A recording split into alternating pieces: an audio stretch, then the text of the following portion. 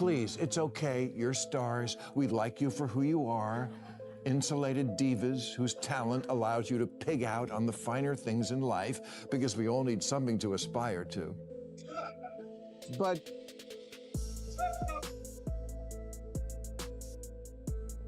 being talented, which you are, isn't the same as knowing things or having the credibility to advise people on their politics. You rail against privilege, but you avail yourself of the greatest privilege of all, to remain clueless.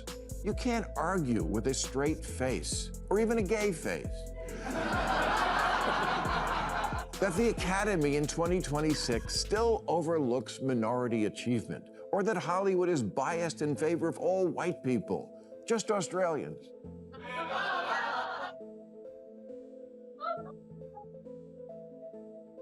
But come on, man, can we live in the present? No Academy member this year filled out their ballot thinking, well, I didn't think Chalamet was very good, but I'll vote for him because he's white. Hollywood isn't a secret cabal of racists. It's a secret cabal of people terrified of looking like racists. Bill Maher is going after Hollywood, and honestly, it's both hilarious and overdue. The comedian who's never been afraid to say what everyone else is thinking has finally had enough. Enough of the preachy messaging, the painfully out-of-touch storylines, and the slow-motion identity crisis gripping the entire movie industry. On a recent episode of Real Time with Bill Maher, he went in hard on Hollywood's obsession with force-feeding woke culture to audiences who just want to be entertained. And what he said is going to make a lot of people uncomfortable. If you're here for unfiltered, bold political commentary, hit that subscribe button right now, because we're just getting started. Joe Rogan was not nominated. For best podcast? Yeah, I mean, it is kind of popular, and you know, it is known. It is known. He's absolutely brilliant at what he does. And he's very good at what exactly. So you're going to have an inaugural podcast category, and you don't have. It just speaks to living in the blue sky bubble. Yeah. Like, get out of your fucking bubble, you know? I want to be one of you. I am one of you. But you're just so hard to defend because you're just such fucking smug assholes. And this town is the epicenter of the problem. It really is. How many more liberal Democrats are there? There's you that say what you say. Here's what it all comes down to: movies don't need politics to be powerful. They never did. What actually makes a film unforgettable has always been the fundamentals: a story that pulls you in, direction that has vision, cinematography that makes you feel something, and performances that stay with you long after the credits roll. Those are the elements that build real connection between film and audience. But lately, something has shifted. Films that are visibly weak in one or more of those fundamentals are still commanding the biggest stages and walking away with the biggest trophies. And audiences notice. They always do. When a movie that doesn't fully deliver on craft or storytelling gets celebrated anyway, it doesn't just feel unfair, it raises a question that nobody in the industry seems eager to answer. What exactly are we rewarding here? No amount of messaging, no perfectly curated narrative, can replace genuine quality. The moment an industry loses sight of that, it loses its audience, and eventually, it loses itself. If you found today's breakdown worth your time, hit that like button and subscribe for more straight-talking political commentary. Thanks for watching, and I'll see you in the next one. A lot of them, though. Yeah. Oh, you quit? I just got a Golden Globe nomination for the one I did. Oh, really? That's yesterday. How often do you get nominated for your specials? Nothing. I used to get nominated for everything. Yeah. And then the wokeness came in, and then I was considered conservative, which you bad? Ridiculous. So I was what I call soft canceled. Yeah. Where you don't Well, I'm a Bill Clinton liberal, which is from the 90s, which is now called a Nazi. Exactly, right. Yeah. You're a white supremacist. So this is the first time in a while I've been nominated for something. Okay. Which I think shows a little bit that we are coming out of the wokeness. I mean, I'm not going to win, and I'm probably not even going to go, but I take it as a victory that they were not able to ignore how good that special was. I just say that it's my last one. And that's the exact wall Bill Maher has been running into for years. He has never played to the so-called woke crowd, not even a little, and that refusal has cost him in ways that are hard to ignore. His comedy has always leaned toward the uncomfortable, the blunt, the deliberately provocative. Jokes that challenge rather than flatter. Observations that cut rather than comfort. And in today's Hollywood, that approach doesn't earn you standing ovations from the gatekeepers, it earns you a quiet exit from the conversation. Meanwhile, comedians and creators who align with the industry's expected ideological tone get rewarded, reinforcing a perception that's becoming harder and harder to argue against. It's not just about being talented. It's about saying the right things to the right people. And the same pattern extends far beyond comedy. The Academy Awards increasingly feel like they're recognizing films that check specific cultural and political boxes, rather than simply rewarding the best work. When audiences start to feel like merit has become secondary to messaging, something breaks, trust erodes, and the awards themselves start to lose the very thing that made them worth watching. I could gather, and I think I will because it'll be funny, just the incredibly stupid things that celebrities say about politics or finance or something. Yeah, we're bad. And then, so if you're like the person out there going, well, how can you live on $100 million a year? Vote Kamala Harris. It's like, Yeah. that's the game yeah. over. People are like, yeah, I can't let the country in the hands of these people. I'll vote for this guy who's crazy, but at least this kind of crazy, I can almost relate to him more. And that concern taps into a much bigger debate about how Hollywood defines recognition and whether the definition is changing in ways that are helping or hurting. In recent years, the industry has made a deliberate push toward greater representation and inclusion, driven by movements like the Academy's diversity initiatives and campaigns like #OscarsSoWhite. The goal was, and is, a legitimate one: correcting long-standing imbalances and opening doors that were historically shut. That matters. Critics argue that in the effort to avoid one kind of bias, a different kind of perception problem has emerged, the sense that identity can sometimes overshadow merit when it comes to who gets nominated and who takes home the award. Whether that perception is entirely fair is a separate conversation. What's undeniable is that it has sparked real tension among audiences who want awards to mean something, who want excellence to remain the primary standard, not a secondary one. The challenge for Hollywood is finding that balance. And right now, a lot of people aren't convinced they've found it yet. A survey of Ohio voters found Taylor Swift's endorsement actually had a negative impact, with 24% saying it made them less enthusiastic about her as a candidate. Come on. Read the room, Democrats.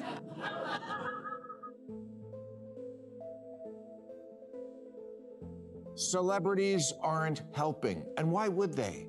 In a country where the big issue now is affordability, outside of, I don't know, Springsteen and a few others, celebrities don't strike people as relatable or in touch. And what their activism mostly activates is eye roll. Here's the thing, most celebrities genuinely mean well. That part isn't really in dispute. But good intentions don't cancel out bad information.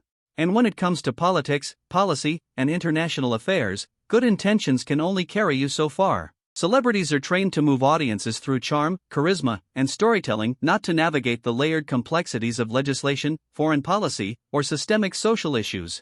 Add to that a media diet that often leans heavily in one ideological direction, framing stories through a particular cultural lens, and it becomes very easy to see how their statements can miss the mark so consistently. That's precisely why Maher keeps coming back to the same point: celebrities should do what they do best: entertain. Political debates, the policy decisions, the hard calls, leave those to people who are actually informed, actually accountable, and actually living with the consequences. Because audiences aren't just looking for a show anymore, looking for honesty. Maher's argument is as clear as it gets: entertainment should never be mistaken for authority. Please, it's okay, you're stars, we like you for who you are. Insulated divas whose talent allows you to pig out on the finer things in life, because we all need something to aspire to.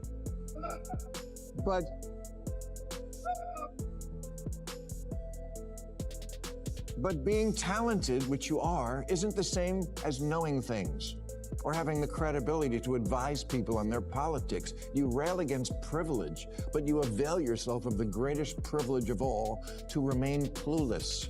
Maher pointed to what he sees as a textbook case of celebrity commentary running completely off the rails, and it's one that made a lot of people do a double take. When Dave Chappelle suggested that Saudi Arabia actually has more free speech than the United States, eyebrows shot up, and for good reason. Because that claim doesn't just bend the truth, it ignores a well-documented reality: strict controls on public expression, severe legal consequences for dissent, long-standing restrictions on women's rights, heavily policed media. These aren't fringe claims or disputed talking points, they're documented, widely reported facts. And yet, the statement was made with the casual confidence of someone who had clearly thought it through. That's exactly what makes moments like this so frustrating. It's not just that people disagree. It's that bold, sweeping claims are being made about deeply complex situations by people with massive platforms, without any apparent reckoning with what life actually looks like on the ground. And when that happens, it doesn't spark important conversations. It muddies them. Chappelle lashed out at me last month because I called him out for saying there was more free speech in Saudi Arabia than here. Well, I was right. What he said was stupid. America has many problems, including free speech issues on both left and right, but we're real different than Saudi Arabia. If you don't believe me, try opening a lesbian art gallery there. And Maher's frustration resonates because, honestly, sometimes watching certain Hollywood celebrities wade into serious issues is downright painful to watch. There's a jarring gap between the confidence some of these statements are delivered with and how little they seem grounded in actual reality. Take Emma Watson, whose remarks on sensitive social issues sparked genuine confusion and debate, with critics arguing her framing blurred distinctions that really mattered. Or consider Billie Eilish, who criticized the Academy Awards for being held on stolen land, only to face pointed questions about contradictions much closer to home. And these aren't isolated moments. Frustration for a lot of people isn't simply disagreement, it's the perception of hypocrisy. When celebrities package their opinions as unquestionable moral facts, without nuance, without self-awareness, and without any apparent understanding of the complexity involved, it doesn't persuade anyone, alienates them. And it reinforces one of the most stubborn truths in public life: fame is not a substitute for credibility. He's right. Celebrities don't know about the real world. So Democrats, it's great you have all the big celebs, but people see them as an arm of the Democratic Party, which they already suspect for lacking common sense.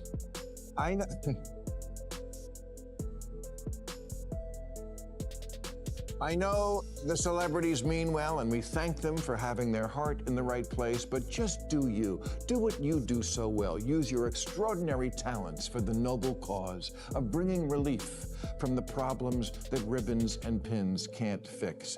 One of the biggest miscalculations in recent political history was the Democratic Party's full embrace of celebrity endorsements as a campaign strategy. On paper, it looked like a masterstroke: famous faces, massive platforms, cultural influence, all pointing in the same direction. But something went wrong. Something the strategists clearly didn't see coming. Everyday voters weren't passively absorbing the messaging. They were paying attention closely. They were listening to what was being said, how it was being said, and most importantly, who was saying it. And the more celebrities stepped forward to echo political talking points, the more a troubling pattern emerged. Messaging felt rehearsed, detached, like it was designed for a press release, not a real conversation with real people about real problems.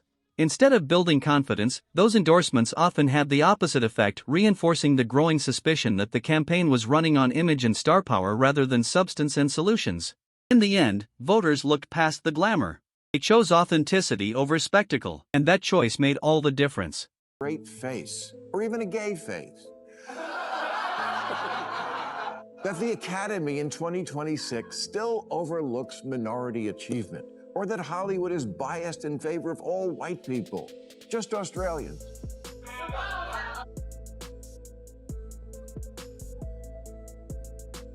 But come on, man, can we live in the present? No Academy member this year filled out their ballot thinking, well, I didn't think Chalamet was very good, but I'll vote for him because he's white. Hollywood isn't a secret cabal of racists. It's a secret cabal of people terrified of looking like racists.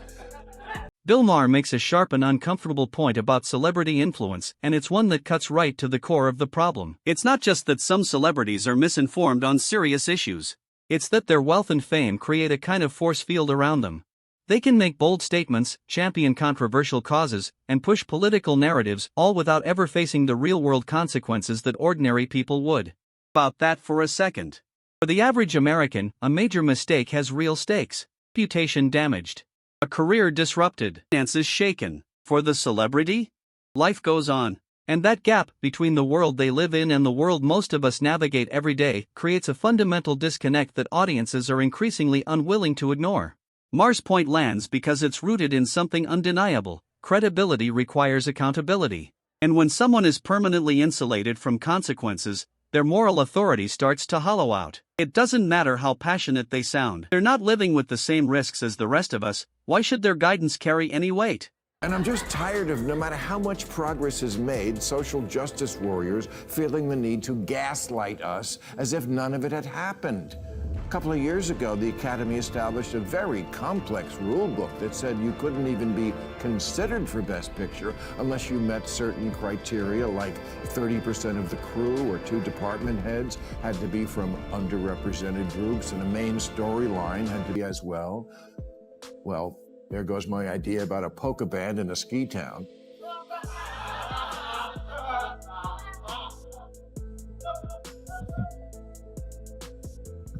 I mean, please don't get us wrong. We're not saying you can't hire who you want or make a movie about whatever you want. Okay, that's exactly what we're saying.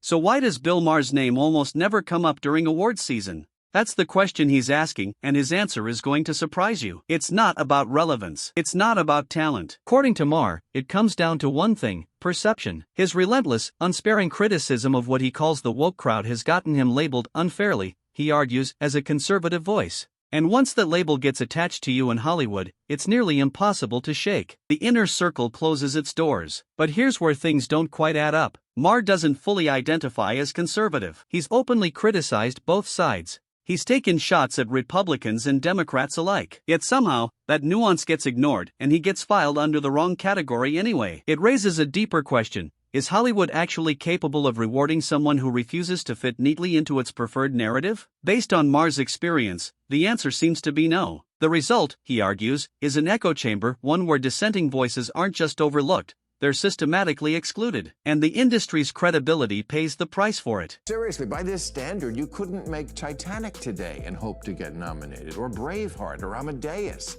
Apollo 13 was about a bunch of white people because white people have done some stuff. But somehow, without a production code, Hidden Figures got made and completed the historical record about how we got to the moon. Sinners this year is up for more Oscars than any movie ever. Sinners is good. It doesn't need affirmative action. Neither did Parasite or Shape of Water, where she fucks a fish. Bill Maher didn't dance around it. He pointed directly at Hollywood as the beating heart of modern woke culture. And here's what makes his argument so compelling: it's not just about movies. According to Maher, this cultural shift didn't happen overnight. It seeped in gradually, quietly, until it had touched everything: films, television, award shows, even the unspoken rules about who gets celebrated. His core argument?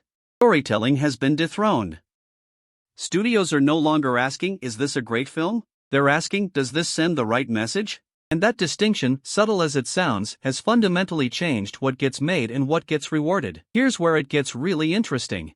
Maher suggests this same ideological tilt quietly determines who gets elevated and who gets pushed aside.